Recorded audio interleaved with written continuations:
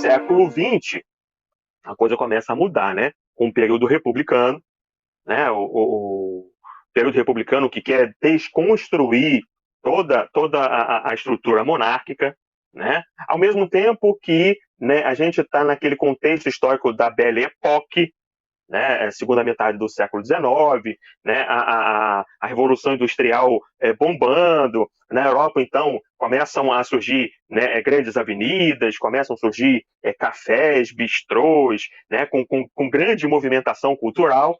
Né. O Rio de Janeiro, no início do século XX, né, quer se tornar a Paris dos trópicos. O Rio de Janeiro tinha uma fama muito complicada, a gente já falou disso, Flávia já mencionou isso em vários episódios, né? Era uma cidade que fedia, né? A região da Praça 15, né? A própria região aí da Lagoa do Boqueirão, né? Essa região, ela fedia por conta né, do esgoto que era jogado na área, né, por conta, né, de toda essa insalubridade, muita doença nessa área. Então, né, a fama não era muito boa. Havia a necessidade, então, de mudar a cara do Rio de Janeiro. Mas como? Né? Se a gente for observar a estrutura urbanística da cidade, a cidade ela era formada por muitos casarões velhos, né? com ruas extremamente pequenas, extremamente estreitas. Né? Quem teve a oportunidade de ir com a gente no passeio, né, onde a gente andou ali pela região da Praça 15, tem ali a área da Rua do Comércio. Né? As ruas do Rio de Janeiro eram mais ou menos naquela largura ali. Né? Então, não havia muita circulação, inclusive circulação de ar. Né? O que havia aquela crença de que as doenças, né, também eram, né, pegas pela pessoa pelo ar, os miasmas. Né? Então, o Rio de Janeiro era muito, muito complicado. Então, o projeto era transformar isso. De que forma? Criando grandes avenidas, abrindo grandes espaços.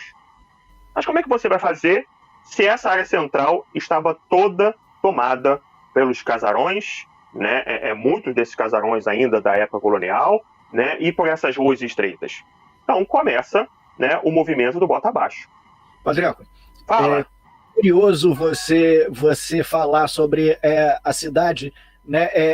A asfixia da cidade com as casas, sendo que hoje a gente tem arranha-céus gigantescos, né? A gente hoje tem prédios de 50 andares, de 40 andares, né? Tomando conta da cidade inteira. Isso é curioso, você sentir essa falta de ar, né? Num momento onde só existiam casas e hoje as cidades, de maneira geral, estarem tomadas por prédios, no lugar dessas casas, em grande parte. Exatamente, exatamente. Mas a questão, Pablo, é que a ausência da circulação de ar, né, ela nas áreas mais baixas, ela meio que um clima bravo para a proliferação dessas doenças, que o grande temor até o início do século XX era a tuberculose. Né? E a tuberculose ela se dissemina nesses ambientes assim, sem circulação. Né? Então, havia essa necessidade. Havia uma necessidade urbanística, mas havia também uma necessidade de saúde pública. Né? E justamente nesse início do século XX, quando é nomeado o prefeito do Rio de Janeiro, o prefeito Francisco Pereira Passos, né? Simultaneamente, né, é nomeado como diretor, né, de algo semelhante ao que hoje seria o Ministério da Saúde, né, Oswaldo Cruz, começa todo um processo de tentativa de solucionar esses problemas.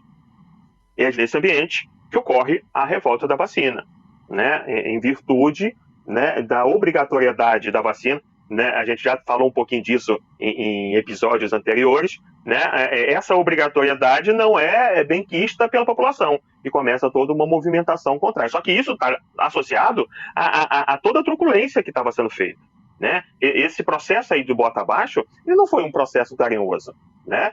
Foi, né, de forma violenta, de forma truculenta, as pessoas foram sendo retiradas das suas casas de qualquer forma, né, sem nenhum projeto, né, de realocamento, né, nenhum projeto para mudar a vida dessas pessoas. Elas simplesmente foram jogadas para fora.